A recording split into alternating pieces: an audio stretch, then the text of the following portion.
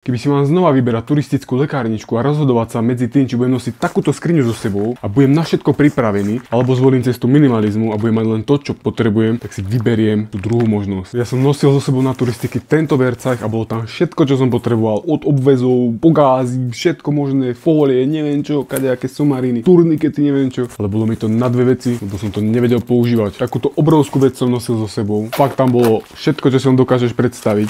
Nožnice, kadejaké somariny, fáče, gázy, neviem čo, obväzy, všetko možné. A keď som sa pozrel na to, čo z toho používam, tak reálne to bolo nič. Zaberalo to 1000 metrov kubických môjom batohu, lebo to je obrovské, jak moja hlava. To mohlo mať, hádam, pol kila. Čím viac som chodil na turistiky a do lesa, tým viac som zisťoval, že nič z toho nepotrebujem a nič som z toho reálne nikdy nevyužil. Tak som sa začal špárať v tom, čo reálne potrebujem a čo využijem. Začal som vyhadzovať. Po každej túre som sa spýtal, či som to použil, a ak nie, išlo to von. Týmto spôsobom som sa dopracoval k tejto lekárničke, ktorú používam dnes a nosím ju všade so sebou na turistiku a do lesa. V tomto videu ti ukážem, čo v nej mám a na čo to slúži.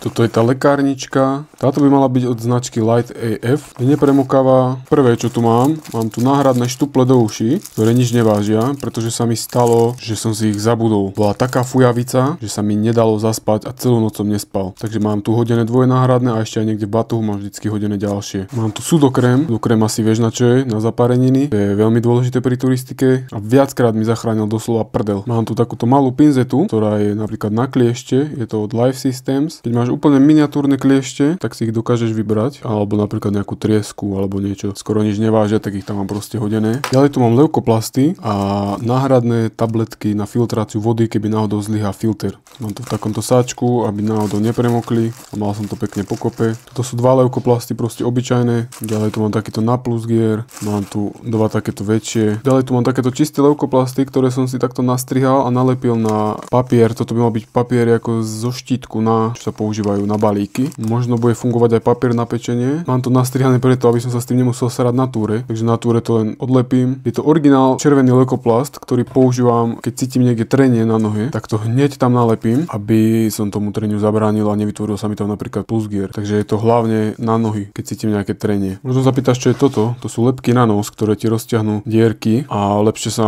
mi vďaka tomu dýcha. Mám to so sebou pre istotu, lebo sa mi stalo, že sa mi proste v noci nedalo dýchať a nemal som ich so sebou a veľmi by mi pomohli. Častokrát sa mi proste upcháva nos, hlavne keď je vonku chladnejšie. Používam to aj doma pred spaním, lepšie sa mi vďaka tomu spí. Tie tabletky do vody náhradné. Ďalej tu mám ibuprofen, proste od bolesti. Mám to v takomto maličkom sáčičku. K nemu mám napísané, čo to je. Ibuprofen 400 mg, kedy končí záruka. Už skončila vlastne, že budem musieť vymeniť. A ďalej tu mám takýto detail o ňom, že na čo to je a na čo sa to používa. Ibuprofen bol môj záchranca na SMPčke od bolesti. Vďaka nemu som to vlastne celé prešiel a ďalkoví turisti volajú ibuprofen, že vitamín I, že to do seba hádžu jak blázni. Snažím samozrejme čo najmenej, pretože bolesti dáva niečo najavo, ale niekedy sa je proste nevyhneš. Ich si akokoľvek pripravený. No tu mám kofeín, 200 mg tabletky, ktorý mi zachránil krk zase na mojom 50 km prechode za čo najkratší čas. Bez neho by som to možno aj nedošiel. Proste je veľmi dobré mať núdzový kofeín takto pri sebe, ktorý ti dodá tú poslednú energiu, ktorú potrebuješ, aby si sa dostal proste buď do kempu alebo do civilizácie. Flektor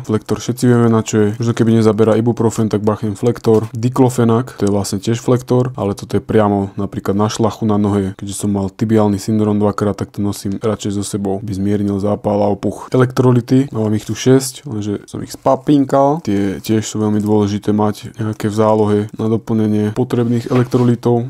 Potom čo tu mám jeden takýto fáč, ktorý som nikdy nevyužil, pravdepodobne ho dáme preč. Mám tu dezinfekčné, takéto tie štvorčeky, tie som už párkrát použil, sa porežeš alebo niečo si spravíš nejakú ránku, dezinfikuješ, zalepíš a máš pokoj. Zapalovač, tu mám jeden, malinký, čo najmenší, to by mal byť Big toto. Ďalej tu mám Espumisan, lebo mi často tá turistická strava robí zle na brucho a bývam zdutý jak taká koza, tak preto Espumisan. Ďalej tu mám k tomu fáču jednu takúto gázu, to nič neváži.